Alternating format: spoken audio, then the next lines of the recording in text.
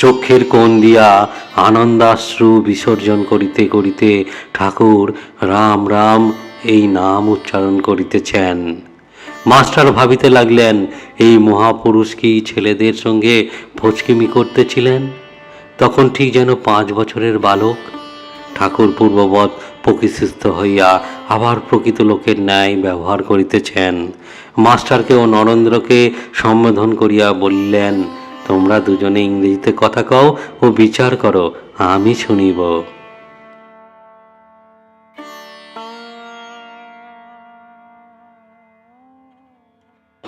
শ্রীম অর্থাৎ শ্রী মহেন্দ্রনাথ গুপ্ত, যিনি শ্রী শ্রী রামকৃষ্ণ কথামৃত রচয়িতা হিসেবে বিখ্যাত। তিনি রামকৃষ্ণ পরমহংস দেবের সান্নিধ্যে থেকে তার কথোপকথন, তার জীবনের বিভিন্ন ঘটনা এই শ্রী শ্রী রামকৃষ্ণ কথামৃত গ্রন্থে লিপিবদ্ধ করেছেন। শ্রী রামকৃষ্ণ কথামৃত গ্রন্থে শ্রীম অর্থাৎ মহেন্দ্রনাথ গুপ্ত, যিনি নিজেকে মাস্টার হিসেবে পরিচয় দিচ্ছেন। এখানে মাস্টার বলতে বোঝাচ্ছে শ্রীম অর্থাৎ শ্রী মহেন্দ্রনাথ গুপ্ত। মহেন্দ্রনাথ গুপ্ত, যিনি রামকৃষ্ণদেবের সান্নিধ্যে সবেমাত্র এসেছেন, প্রথম দর্শন, দ্বিতীয় দর্শন এবং তৃতীয় দর্শন, যা আগের ভিডিওতে বর্ণনা করেছি। আজ মাস্টারের সঙ্গে অর্থাৎ শ্রী মহেন্দ্রনাথ গুপ্তর সঙ্গে রামকৃষ্ণদেবের চতুর্থ দর্শন বর্ণনা করব। ভক্ত সঙ্গে রয়েছেন নরেন্দ্র, অর্থাৎ যিনি পরবর্তীকালে বিবেকানন্দ হিসেবে পরিচিত হয়েছেন, ভক্ত সঙ্গে আছেন এবং সেই দিন পৌঁছেছেন শ্রীম অর্থাৎ মহেন্দ্রনাথ গুপ্ত। এটাই হলো মহেন্দ্রনাথ গুপ্তর সঙ্গে রামকৃষ্ণদেবের চতুর্থ দর্শন। নরেন্দ্র, ভবনাথ প্রভৃতির সঙ্গে আনন্দ। তাহার পরের দিনও ছুটি ছিল। বেলা 3টার সময় মাস্টার আবার আসিয়া উপস্থিত।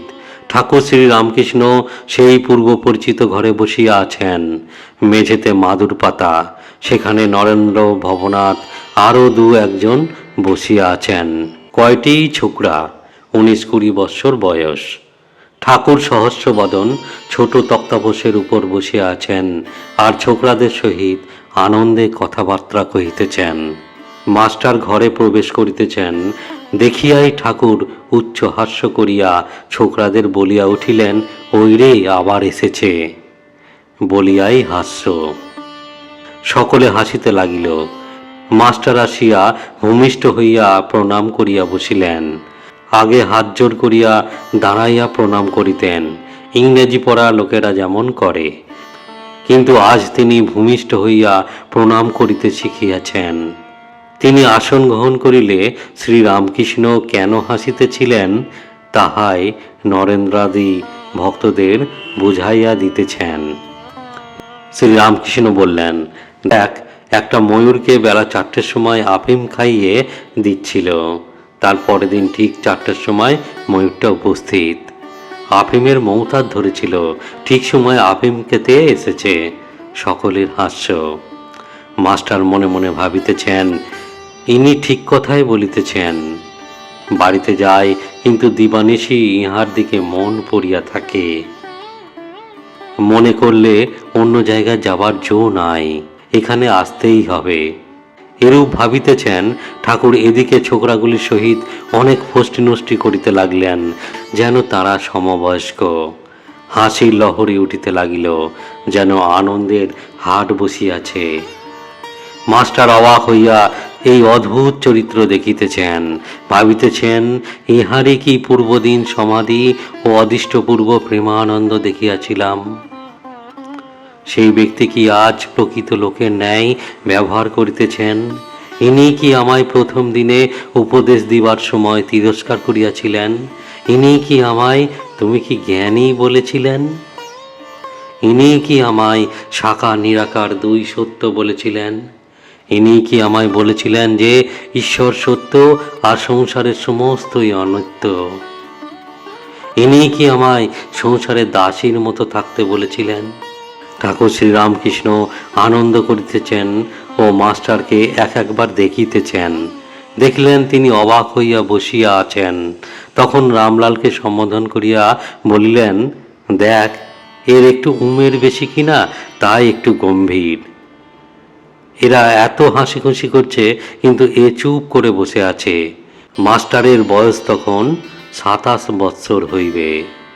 কথা কহিতে কহিতে পরম ভক্ত হনুমানের কথা উঠিল। হনুমানের পট একখানি ঠাকুরের ঘরের দেয়ালে ছিল। ঠাকুর বলিলেন, দেখ হনুমানের কি ভাব, ধন মান দেহসুখ কিছুই চায় না, কেবল ভগবানকে চায়। যখন ফটিক স্তম্ভ থেকে ব্রহ্মাস্ত্র নিয়ে পালাচ্ছে, তখন মন্দোদরী অনেক রকম ফল নিয়ে লোভ দেখাতে লাগলো। ভাবলে ফলের লোভে নেমে এসে অস্ত্রটা যদি ফেলে দেয়, কিন্তু হনুমান ভুলবার ছেলে নয়।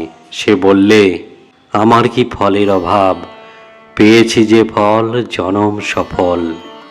মোক্ষ ফলের বৃক্ষ রাম হৃদয়ে, শ্রীরাম কল্পতরু মূলে বসে রই। যখন যে ফল বাঞ্ছা, সে ফল প্রাপ্ত হই। ফলের কথা কই ধনী গো, ও ফল গ্রাহক নয়, যাব তোদের প্রতিফল যে দিয়ে। ঠাকুর এই গান গাইতেছেন, আবার সেই সমাধি, আবার নিষ্পন্দ দেহ, স্থিমিত লোচন, দেহ স্থির।